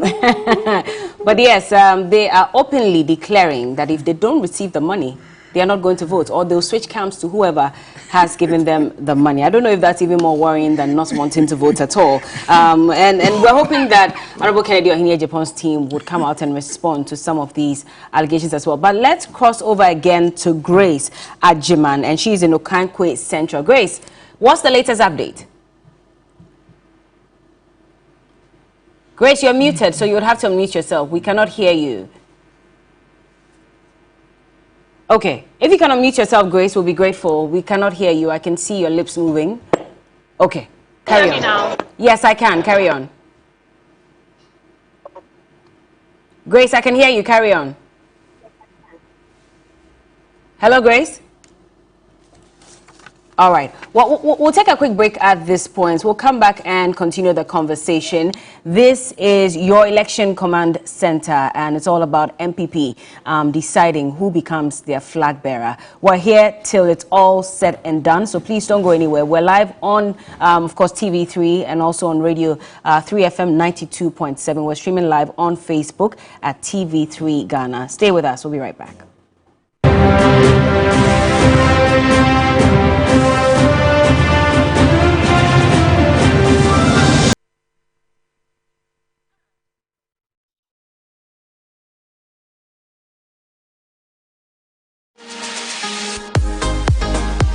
Escape to paradise with Early Beach Resort and Early Boutique Hotel. Introducing our exciting new packages designed just for you. Relax in luxury, indulge your senses, and make unforgettable memories. This November, from the 3rd to 5th, join us for the celebration of the Hogbechocho Festival.